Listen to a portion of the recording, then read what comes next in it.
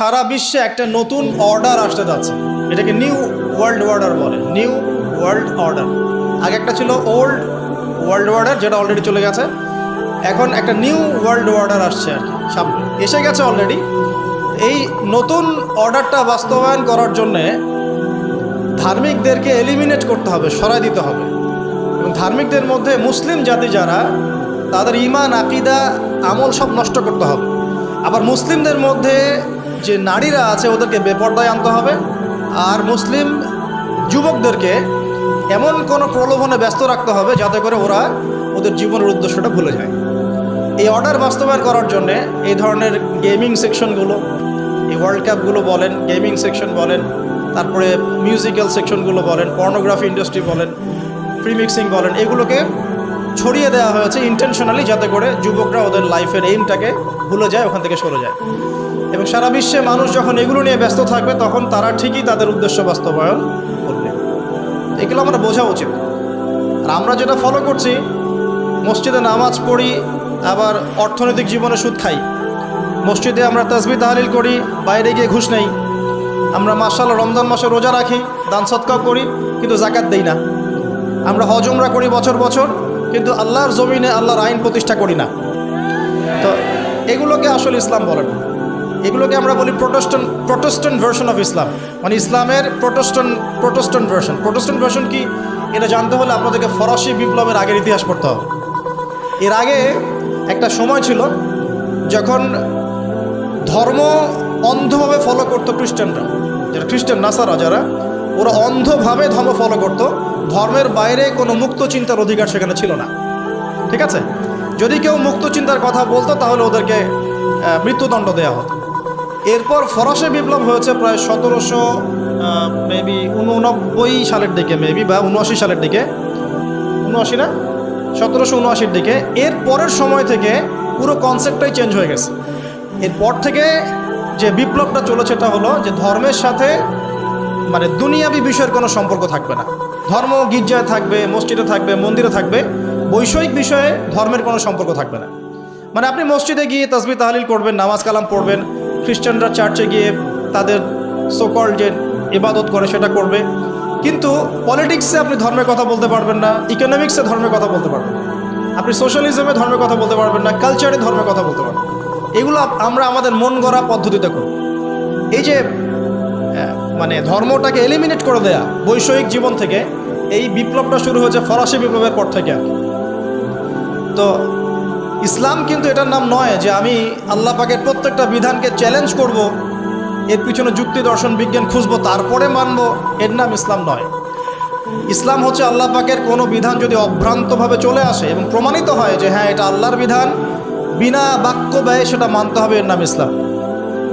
কিন্তু এখন এভাবে মানতে গেলে আপনাকে বলা হবে আপনি ধর্মান্ধ, কোনো কোনো ক্ষেত্রে আপনাকে মৌলবাদী শব্দ শুনতে হতে পারে। তবে বিষয়টা হচ্ছে যে একটু বোঝেন, আগে কথাগুলো বোঝেন। যদি আপনি আমার সাথে দ্বিমত থাকেন তারপরে বুঝে দ্বিমত পোষণ করেন, তাই বলছেন, আগে বোঝেন তারপর দ্বিমত পোষণ করেন। ইমানের কয়টা পিলার বলেন তো? না, ইমানের পিলার 6টা। কয়টা? 6টা। ইসলামের পিলার 5টা। ইমানের কয়টা? 6টা। ইসলামের কয়টা? 5টা। ইসলামে পড়ে আসে, ইমানে আসে। ইমানের যে 6 পিলার আল্লাহ পাক যে কুরআনুল কারীমে বলেছেন, আলিফ লাম মিম যালিকাল কিতাব লা রাইবা ফি। আলিফ লাম মিম, এই কিতাব এমন এক কিতাব যে কিতাবে কোনো সন্দেহ নাই। কে বলছেন এটা? আর আল্লাহ পাক কি মিথ্যা বলতে পারেন? না। আল্লাহ রাব্বুল আলামিন বলছেন এই কিতাবে কোনো সন্দেহ নেই, অ্যাবসলিউটলি নো ডাউট, এই কিতাবের মধ্যে এক জাররা পরিমাণ কোনো সন্দেহ নাই। লা রাইবা ফি হুদাল লিল মুত্তাকিন, এই সন্দেহ মুক্ত কিতাবটা মুত্তাকিদের জন্য হেদায়েত, ঠিক আছে? আর মুত্তাকি কারা? আল্লাহ বলছেন আল্লাযীনা ইউমিনুনা বিল গায়বি, যারা গায়েবে বিশ্বাস করে। কিসে বিশ্বাস করে? তো মুত্তাকি হতে হলে আমাকে গায়েবে বিশ্বাস করতে হচ্ছে। এখন গায়েব কি? এই উত্তর হচ্ছে গায়েব হচ্ছে 6টা বিষয়। কয়টা বিষয়? 6টা। উত্তর আছে সূরা নিসার মধ্যেও আছে, হাদিসে জিবরিলের মধ্যেও আছে, যে যদি আপনি মুমিন হতে চান তাহলে ইমানের 6 পিলারে বিশ্বাস করতে হচ্ছে। 1 নম্বর আল্লাহ বিশ্বাস, 2 নম্বর ফেরেশতাগণে বিশ্বাস, 3 নম্বর আসমানি কিতাব, 4 নম্বর নবী রাসূলগণ, 5 নম্বর পরকাল, আর 6 নম্বর কি? তাকদীর বা ভাগ্যের ভালো মন্দ। 6টার একটাও কি চোখে দেখা যায় কিনা? হয়তো কোরআনটা আমরা খালি দেখি, আসমানি কিতাবের মধ্যে কোরআনটাকে দেখি আর হাদিসগুলোকে দেখি, তাও কিতাব আকারে, আমরা কিন্তু নবীদের মধ্যেও কোনো নবীকে দেখি না। দেখি ইমানের 6 পিলার আল্লাহ বিশ্বাস, না দেখে বিশ্বাস। ফেরেশতা আপনি কি দেখেছেন কখনো? জিন জাতিকে দেখেছেন? আমরা যে আত্মা বা রুহ নিয়ে চলাফেরা করছি, রুহটাকে দেখেছেন? পরকালে আমরা যে যাব, কবর, কিয়ামত, হাসর, মিজান, পুলসিরাত, সওয়াল জবাব দেখেছি আমরা? কিচ্ছু দেখি নাই। হাউজে কাউসার দেখেছেন? তাকদীর, ভাগ্যের ভালো মন্দ আল্লাহ পাক তাকদীর লিখে রেখেছেন, কোনো ব্যত্যয় ঘটবে না, দেখেছি আমরা? তো ইমানের 6 পিলার সবই তো গায়েব, অদৃশ্য। এখন অদৃশ্যে বিশ্বাস না করলে আমি মুমিন হতেই পারছি না। অদৃশ্যে বিশ্বাস না করলে আমি মুমিনই হতে পারছি না। মুসলিম হওয়া তো আরও দূরের কথা। তো বিশ্বাসী হতে হলে আমাকে গায়েবে বিশ্বাস করতে হচ্ছে, যেগুলো দেখা যায় না। এখন আল্লাহ পাকের কোনো আদেশ চলে আসলে না দেখেই তো বিশ্বাস করতে হবে, এর নামই তো ইসলাম। এখন এই বিশ্বাসকে যদি আপনি বলেন ধর্মান্ধতা, তাহলে তো সমস্যা। কারণ কোনো কোনো ক্ষেত্রে আমাদেরকে না দেখেই আল্লাহর উপর তাওয়াক্কুল বিশ্বাস করতে হচ্ছে। তো ইসলাম অর্থ হচ্ছে আল্লাহ পাকের আদেশ নিষেধগুলোকে মেনে নিয়ে আত্মসমর্পণ করার পর শান্তি অর্জন করা, আত্মসমর্পণের মধ্য দিয়ে শান্তি অর্জন করা। এবং এই নামকরণ করেছেন কে? ইব্রাহিম আলাইহিস সালাম, যার ব্যাপারে আমি 2টা দলিল দিলাম মাত্র। সামনে যান। এখন ইসলাম কি শুধু একটা কালচারের নাম, নাকি পরিপূর্ণ জীবন ব্যবস্থার নাম? উত্তরটা আমরা আল্লাহ থেকে নেই, আমরা উত্তর দিব না। কে উত্তর দিবেন? আল্লাহ পাক। আল্লাহ পাক বলছেন সূরা মাইদার 3 নম্বর আয়াতে। কয় নম্বর আয়াত? রেফারেন্সগুলো মনে রাখবেন, বাসায় গিয়ে চেক করবেন। সূরা মাইদার 3 নম্বর আয়াতটা নাজিল হয়েছে কখন? শানে নজুল বলে দিচ্ছে, যখন রাসূল সাল্লাল্লাহু আলাইহি ওয়াসাল্লাম বিদায় হজের ভাষণ দিয়েছেন। বিদায় হজের ভাষণ তিনি 4টা ভাষণ দিয়েছেন। কয়টা ভাষণ? 4টা। কোনো বর্ণনা এসে আরও বেশি, 5টা 6টার কথা, কিন্তু আমি জানি অথেন্টিক 4টা। তো 4টা ভাষণের মধ্যে একটা ভাষণ শেষে আল্লাহ পাক এই আয়াতটা নাজিল করলেন। যখন তিনি বললেন, আমি কি তোমাদের কাছে দিনকে পৌঁছে দিয়েছি? সাহাবীগণ বললেন, হ্যাঁ পৌঁছে দিয়েছে। তিনি আকাশের দিকে আঙ্গুল তুলে বললেন, আল্লাহুম্মা ফাশহাদ, হে আল্লাহ আপনি সাক্ষী থাকুন, আমি আমার দায়িত্ব পালন করেছি। ঠিক আছে? এখন আল্লাহ পাক নাজিল করলেন, আল ইয়াউমা আকমালতু লাকুম দীনাকুম, আজকের দিনে আমি ইসলামকে কামেল করে দিলাম, পরিপূর্ণ করলাম। ওয়া আতমামতু আলাইকুম নি'মাতি, তোমাদের উপর আমার নিয়ামতকে পূর্ণতা দিলাম। ওয়া রাদিতু লাকুমুল ইসলাম দীনান, তোমাদের উপরে দিন ইসলামকে মনোনীত করে আমি আল্লাহ সন্তুষ্ট হয়ে গেলাম। তাহলে ইসলামকে আল্লাহ পাক কি বললেন? আকমালতু লাকুম দীনাকুম, তোমাদের জন্য দিনকে কি করেছি? পরিপূর্ণ করে দিয়েছি। তো পরিপূর্ণ যে বিষয়টা, সেখানে সব কিছু সমাধান থাকে না। ঠিক এই কারণেই আমরা ইসলাম অর্থাৎ কোরআন সুন্নাহ ঘাটলে দেখব এমন কোনো বিষয় নাই যেটা কোরআন সুন্নায় নাই। আছে? এমন কি কোনো বিষয় আছে যেটা কোরআন সুন্নায় নাই? হয়তোবা আমাদের দৃষ্টিভঙ্গির সমস্যা, হয়তোবা আমার জ্ঞান সেই পর্যায়ে যায় নাই, অথবা আমি বুঝেও না বোঝার ভান করছি, জেনে না জানার ভান করছি। কথা কি বুঝতে পারছেন? হয় আমার জ্ঞান সেই পর্যায়ে পৌঁছায় নাই, এটা একটা কারণ হতে পারে, অথবা আমি জানি জেনেও অস্বীকার করছি, অথবা বুঝেও না বোঝার ভান করছি, দেখে না দেখার ভান করছি। কোরআন এবং সুন্নায় কি নাই আপনি খুঁজবেন, দেখবেন মাথার চুলটা কিভাবে আঁচড়াতে হবে এটার হেদায়েত কোরআন সুন্নাহ দিয়েছে, তাই নাই? চুল আপনি রাখতে চান, যদি আপনি সুন্নত মতো রাখতে চান, কিভাবে রাখবেন সে কথাও হাদিসের মধ্যে আছে। রাতে ঘুমাবেন, ঘুমানোর সুন্নত নাই। ঘুমানোর সুন্নত মানে সেকুলারটা বোঝে না, সুন্নত মানে হচ্ছে আদর্শ। সুন্নত মানে কি? আদর্শ। ঘুমানোর গাইডেন্স কি কোরআন সুন্নায় নাই? আছে। ঘুম থেকে উঠবো, গাইডেন্স নাই। ঘুমিয়েছি, দুঃস্বপ্ন দেখেছি, এখানে গাইডেন্স নাই? আছে। পবিত্রতা অর্জন করবেন কিভাবে? ওযুর গাইডেন্স নাই। ফরজ গোসল হয়েছে, গোসল করতে হবে, গাইডেন্স নাই, সুন্নত নাই? আছে। নামাজ পড়বেন, সুন্নত আছে। তেলাওয়াত করতে চান, সুন্নত আছে। জিকির আজকার করবেন, সুন্নত আছে। আপনি এখন নামাজ কালাম শেষ, ইবাদত বন্দেগী শেষ, পরিবারে গেলেন, পরিবারে কিভাবে চলতে হবে হেদায়েত নাই। পরিবার বাদ দিয়ে সমাজে আসেন, সমাজে আপনি কেমন করে চলবেন হেদায়েত কি কোরআন সুন্নায় নাই? সামাজিকতার আর এক স্বতন্ত্র একটা সূরাই আছে, সামাজিকতার স্বতন্ত্র একটা সূরাই আছে, তার নাম সূরা হুজুরাত। কোন সূরা? সূরা হুজুরাত। মহিলাদের অধিকার নিয়ে কথা বলেন, মহিলার অধিকার নিয়ে কি কোরআন সুন্নাহ কিছু বলে নাই? সূরা নিসা নামে আলাদা সূরা নাই? আছে। বিশ্বের সবচেয়ে বড় ফিতনা আসবে হচ্ছে ওই দাজ্জাল, মাসিহুদ দাজ্জাল, এখান থেকে বাঁচার জন্য উপায় নাই কোরআন সুন্নায়? একটা সূরাই বলে দেওয়া আছে, সূরা কাহফ, আপনি বুঝলে দাজ্জাল থেকে বেঁচে থাকবেন ইনশাআল্লাহ। মনে করেন এখন সমাজ পেরিয়ে আমরা রাষ্ট্রের গণ্ডিতে আসলাম, রাষ্ট্র চালাবো, জিওপলিটিক্যাল বিষয়গুলো ডিল করব, কোরআন সুন্নায় নাই? সূরা আনফাল পড়েন, সূরা আরফ পড়েন, সূরা আহজাব পড়েন, সূরা মাইদা পড়েন, দেখবেন আপনি গাইডেন্স পাচ্ছেন। এখন মানবেন কি মানবেন না সেটা আপনার উপর, মানবেন কি মানবেন না সেটা কার উপরে, এটা ব্যক্তি স্বাধীনতা। আল্লাহ পাক কিন্তু আপনাকে একদম জোর করে ধরে মসজিদে নিয়ে আসবেন না, আল্লাহ পাক আপনাকে জোর করে কিন্তু হালাল খাওয়াবেন না। যদি আপনি হারাম খেতে যান, আপনার চয়েস, চয়েস ইজ ইয়োর্স, আপনার চয়েস। আপনাকে 60 বছর 70 বছর বা 100 বছরের হায়াত দেওয়া হয়েছে, আল্লাহ পাক জাস্ট দেখছেন পরীক্ষা, লিয়াবলুয়াকুম আইয়ুকুম আহসানু আমালা, তোমাদের মধ্যে আমলের শ্রেষ্ঠ কে, এতটুকু। আল্লাহ পাক আপনাকে ফোর্স করবেন না, দায়ীরাও ফোর্স করবে না, আলেমরাও ফোর্স করবে না, করবে কেউ ফোর্স করবে না। কারণ আল্লাহ পাক বলছেন যে ফাযাক্কির ইন্নামা আনতা মুযাক্কির, তুমি উপদেশ দিবে, শুধু উপদেশ দাতা তুমি, লাস্তা আলাইহিম বিমুসাইতির, তুমি কারো প্রতি দারোগা নাও। ফাযাক্কির ইন নাফাআতিয যিকরা, উপদেশ দাও যদি উপদেশ কাজে আসে। তো কমপ্লিট কোড অফ লাইফ আল্লাহ পাক দিয়েছেন। এখন আপনি মানবেন না মানবেন না এটা আপনার ব্যাপার, এখানে আমাদের কিচ্ছু বলার নেই, কিছুই বলার নেই। হ্যাঁ, এখন যদি আপনি মনে করেন যে আমি পরকালে নাজাত পেতে চাই, দুনিয়াতেও সাফল্য পেতে চাই, তাহলে আমাদের নসিহত হবে যে আপনি পরিপূর্ণরূপে কোরআন সুন্নাহয় প্রবেশ করুন। ইনশাআল্লাহ দুনিয়াতেও সফল হবেন, পরকালেও সফল হবেন ইনশাআল্লাহ। যদি না করেন তাহলে যে অংশটুকু আপনি প্রবেশ করবেন না, ওই অংশ আপনি সাফার করবেন। মনে করেন যে আপনি যদি রাসূলের মতো না ঘুমান, তাহলে ঘুমের ক্ষেত্রে আপনি সাফার করবেন। রাসূলের মতো যদি আপনি খানা না খান, খাবার না খান, তাহলে সাফার করবেন, খাবার ক্ষেত্রে সাফার করবেন। রাসূলের মতো যদি নামাজ না পড়েন, সেখানে সাফার করবেন। রাসূলের মতো অর্থনীতি না চালান, অর্থনৈতিক জীবনে আপনি সাফার করবেন, আপনাকে কষ্ট ভোগ করতে হবে। রাসূলের মতো পরিবার না চালান, পরিবারে আপনি সাফার করবেন। বিয়ে শাদী করতে চান, রাসূলের আদর্শ মেনে না করেন, ওখানে সাফার করবেন। যতটুক বের হয়ে যাবেন ইসলাম থেকে, ততটুক জাহিলিয়াত আপনাকে গ্রাস করে ফেলবে এবং আপনি কষ্ট সহ্য করতে হবে তখন। আর যদি পরিপূর্ণ ইসলাম থেকে দূরে থাকেন, তাহলে পরকালটা পুরাই বরবাদ এবং দুনিয়া তো বরবাদ হবেই।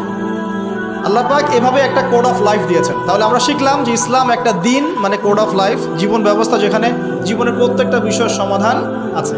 মানা না মানার ইখতিয়ার কার? নিজের, আপনার, কেউ ফোর্স করবে না।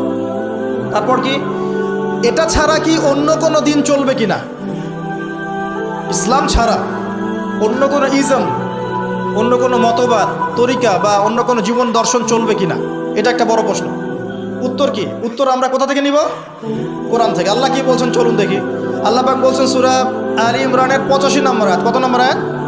আলী ইমরান 85। আল্লাহ পাক বলছেন ওয়া মান ইয়াবতাগি গায়রাল ইসলামি দীনান ফালা ইউকবালা মিন, কেউ যদি ইসলাম ছাড়া অন্য কোনো দর্শন, অন্য কোনো দিন, অন্য কোনো জীবন ব্যবস্থা, অন্য কোনো কোড অফ লাইফ ফলো করে, ফালা ইউকবালা মিন, কোশ্চিন কালেও কবুল করা হবে। ফালা ইউকবালা, এখানে আরবি গ্রামার অনেক স্ট্রং, মানে এখানে বলা হচ্ছে কোনোভাবেই কবুল করা হবে। এমন না যে হ্যাঁ সুযোগ আছে, অল্প একটু হবে, অল্প একটু হবে না, চান্স আছে, এমন না। ফালা ইউকবালা, কোশ্চিন কালেও কবুল করা হবে। তাহলে ইসলাম ছাড়া অন্য কোনো দর্শন মানলে চলবে? এটা কার কথা? এখন আল্লাহ পাক কিন্তু আপনাকে ফোর্স করবেন না, আল্লাহ আপনাকে জানিয়ে দিচ্ছেন, ডিসিশন আপনার, দুনিয়া এবং আখিরাত আপনার, যার যার দিন তার তার, যার যার কবর তার তার। আল্লাহ পাক দেখছেন লিয়াবলুয়াকুম আইয়ুকুম আহসানু আমালা, কে আমল উত্তম, কে সর্বশ্রেষ্ঠ। তবে আল্লাহ পাক যখন ধরবেন ভাই, কঠিন ধরা ধরবে ইনশাআল্লাহ। আল্লাহ রাব্বুল আলামিন যখন ধরবেন, ছাড় দিতে দিতে দিতে দিতে যখন ধরবেন, এমনভাবে ধরবেন যে একদম ছিন্ন ভিন্ন করে রেখে দেবেন। এটা আল্লাহর সুন্নাত।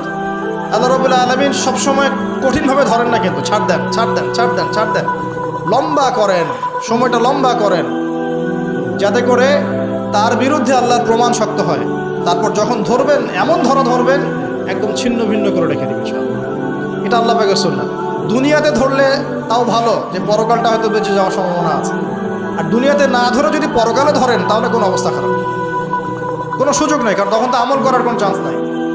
ইসলাম শিখলাম, এখন প্রশ্ন হচ্ছে ইসলাম কি নতুন কোনো দিন কিনা? উত্তর কি হবে? ইসলাম কি নতুন রিলিজন?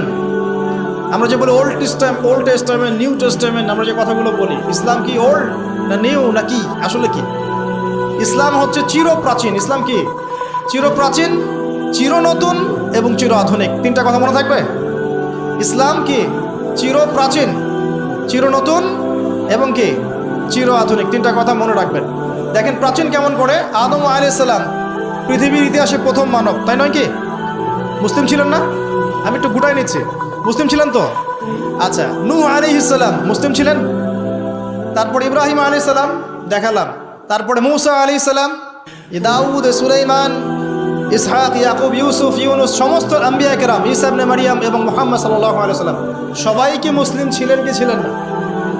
প্রত্যেক নবী কি মুসলিম ছিলেন কি ছিলেন না? তাহলে আমরা বুঝতে পারলাম যে সভ্যতার শুরু থেকে নিয়ে শেষ পর্যন্ত প্রত্যেক নবী ছিলেন মুসলিম, এবং সভ্যতাগুলো শুরু হয়েছে নবীদের হাতে। কাদের হাতে? নবীদের হাতে। এখানে একটা মারপ্যাচ বলে দেই, এখনকার এডুকেশন সিস্টেম আমাদেরকে শিখায়, আমরাও শিখেছি, এবং এগুলো না শিখে আমরা সার্টিফিকেট অর্জন করতে পারতাম না। সেটা হচ্ছে যে সভ্যতা শুরু হয়েছে গ্রিকদের দ্বারা। কাদের দ্বারা? এই গ্রিকদের দ্বারা। এই গ্রিকদের সময়টাকে বলা হয় ওল্ড ওয়ার্ল্ড অর্ডার, প্রাচীন ওয়ার্ল্ড অর্ডার। ওই সময় থেকে একটা প্রাচীন ওয়ান ওয়ার্ল্ড অর্ডার চলেছিল আর কি। তারপরে এই ফরাসি বিপ্লবের পরের সময়টা এসেছে, কিন্তু ওইটা শেখানো হয় প্রত্যেক সমাজবিজ্ঞান বইগুলো দেখবেন, মনে হয় যেন এই পৃথিবীর নবী হচ্ছে গ্রিক দার্শনিক অ্যারিস্টটল। আপনার এমন না? প্রত্যেকটা ক্ষেত্রে অ্যারিস্টটল কি বলেছে, আর থেলিস কি বলেছে, আর ওই কি হ্যাঁ বলেন, সক্রেটিস না লেনিন, স্টালিন পরের কথা, ওনাটা পরের মানুষ, আমি গ্রিকদের কথা বলছি। সক্রেটিস, প্লেটো, অ্যারিস্টটল, এই ব্যাস। মানে ভাবখানা এমন যে সভ্যতা এবং ইতিহাসের নবী হচ্ছে তারাই, সব কিছু ওদের কাছ থেকে নেওয়া লাগবে। খালি বইগুলো পড়েন, দেখেন কি লেখা আছে।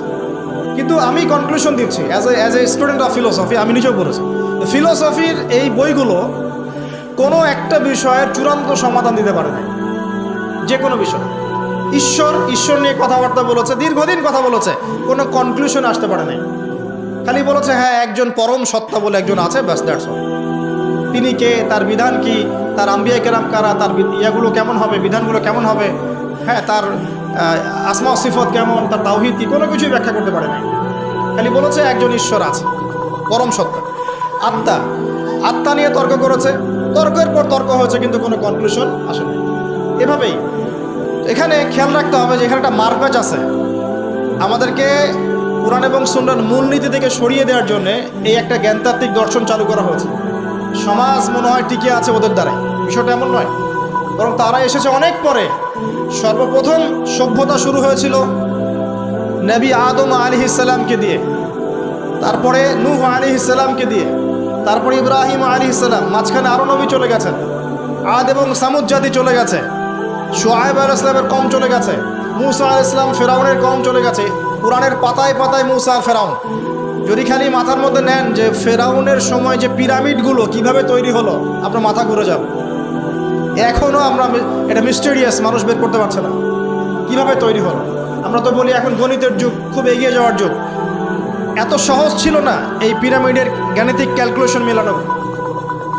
গত লেকচারে বলেছিলাম যে বিশ্বের সবচেয়ে বড় বড় সেক্টরগুলো, যেমন অ্যালগোরিদম, যেটা ছাড়া আপনি এই বিশ্বের কোনো ডিজিটাল বিষয় করতে পারতেন না, এটা আসছে মুসলিমদের হাত থেকে। এই যে জাহাজ শিল্পের কথা বলেন, এক্সপোর্ট ইম্পোর্ট পুরোটাই কলাপস করতো জাহাজ শিল্প না থাকলে। এটা এসেছে নূহ আলাইহিস সালামের হাত দিয়ে।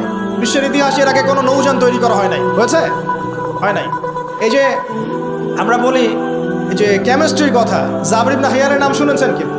কেমিস্ট্রির যে পর্যায় সারণীর মূল তত্ত্ব তিনি দিয়েছেন।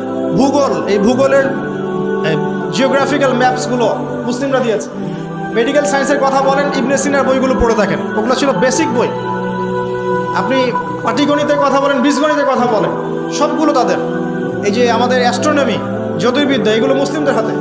বিশ্বের এমন কোনো সেক্টর নাই জ্ঞানের, ফিলোসফি।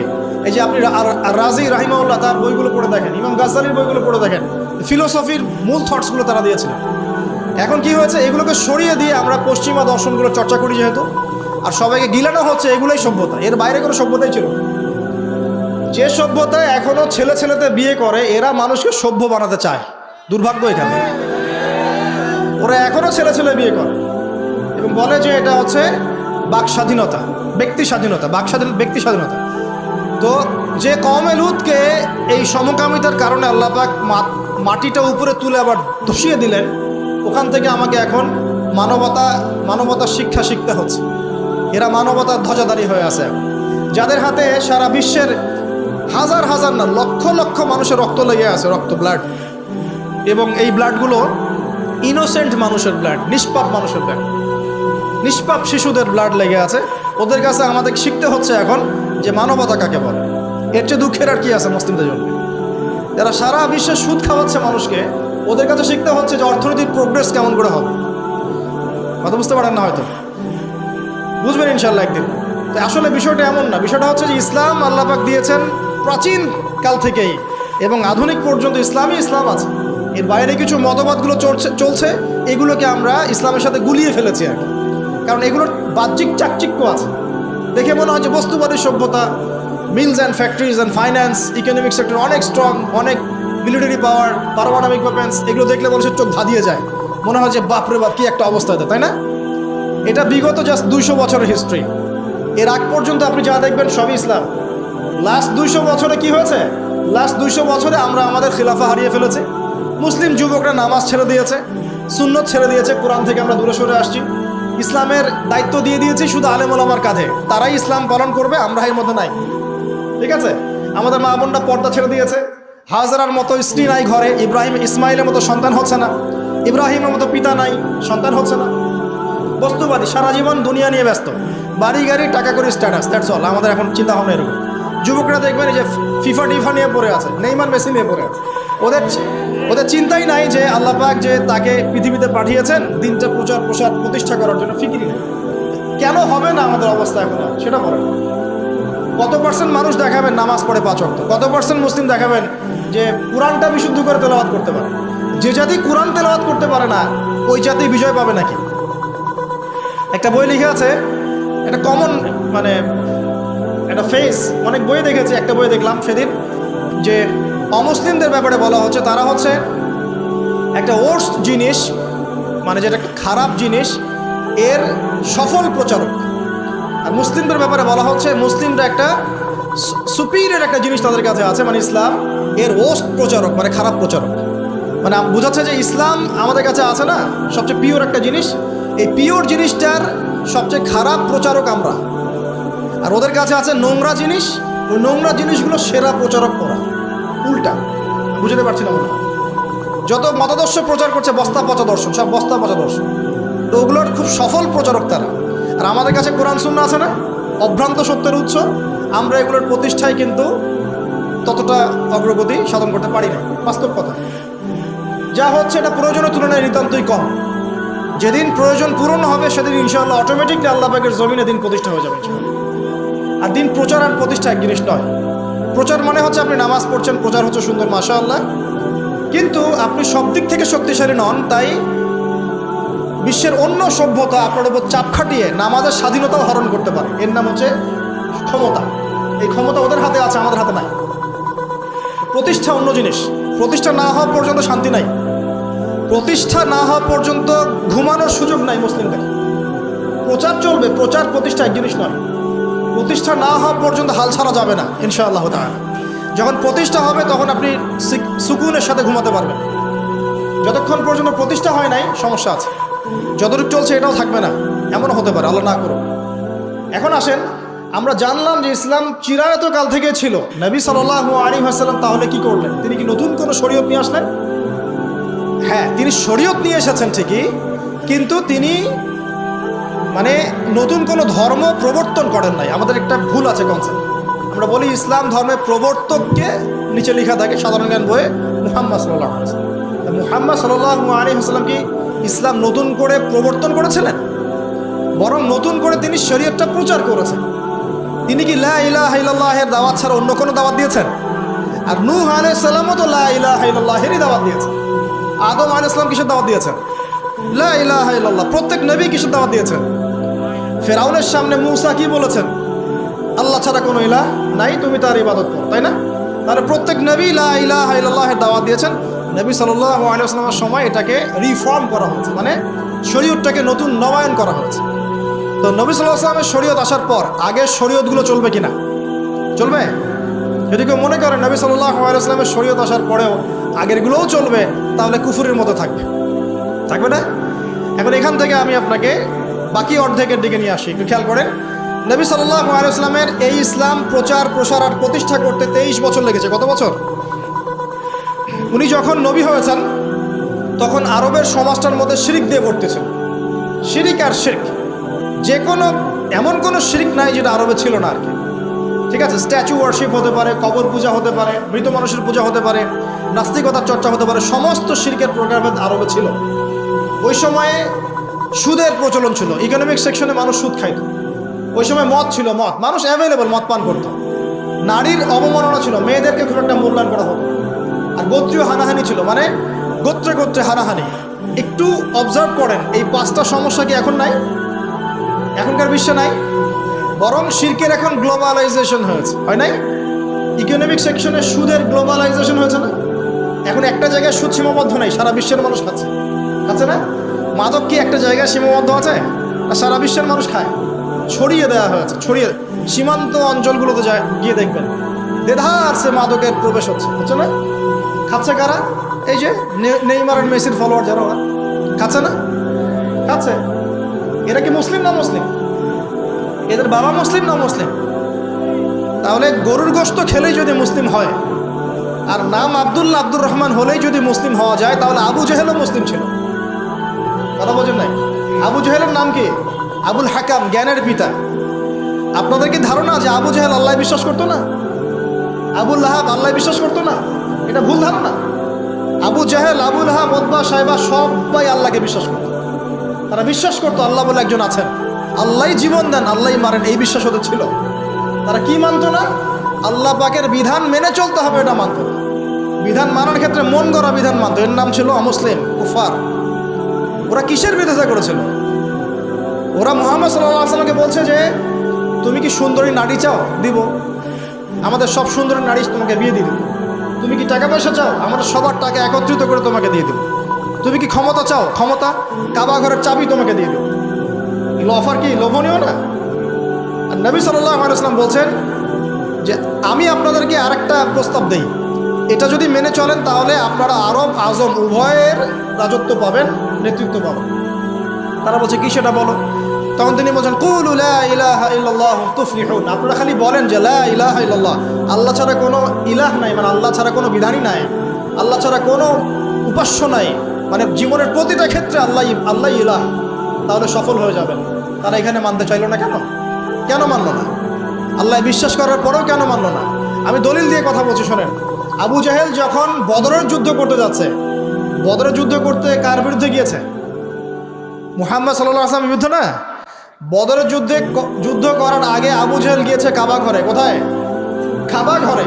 কাবা ঘরে গিয়ে বলেছিল, দোয়া করেছিল, আল্লাহুম্মা, হে আল্লাহ, ইন কুনতা তাআলাম, আপনি যদি জানেন, আন্না মুহাম্মাদান আলাল হক, মুহাম্মদ সত্যের উপরে আছে, ফানসুরহু, তাহলে তাকেই সাহায্য করেন।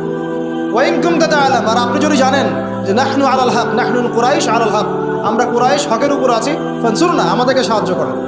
তাহলে আবু জাহেল আল্লাহ বিশ্বাস করে না? আবু সুফিয়ান আল্লাহ বিশ্বাস করতো না? তখন করতো। তাহলে এই যে আমাদের একটা কনসেপ্ট, ভুল কনসেপ্ট। তারা আল্লাহকে বিশ্বাস করতো, করার পরেও এই যে 5টা বড় বড় জাহেলিয়াত, এই জাহেলিয়াতে ছিল, যে জাহেলিয়াত এখন পুরো বিশ্বের মানুষই আছে।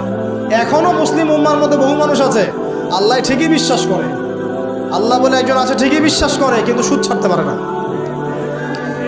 ঘুষ খাওয়া বন্ধ করতে পারে না, দুর্নীতি ছাড়তে পারে না।